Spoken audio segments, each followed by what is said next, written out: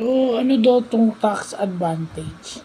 So, yung tax advantage daw, yun daw yung mga investment, account, at savings plan na exempted sa tax at nag-o-offer pa ng ah, iba pang tax benefits.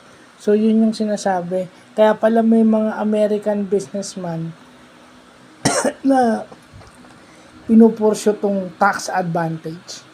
So, bago lang sa akin to.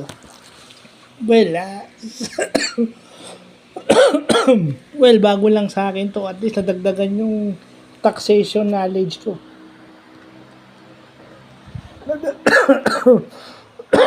Nadagdagan yung taxation knowledge ko. Maganda to. So, yun lang ang bago natin ngayon. Meron palang tax advantage. So, yun. Buti nalaman natin yan. Nakita lang ulit natin sa Instagram at na-google natin. So, yung yun, kung may isang advantage yung Instagram o yung social media, ayan. Kagaya nung na-vlog ko kahapon na retroactive jealousy. So, ito business naman. Taxation. So, yun lang pa.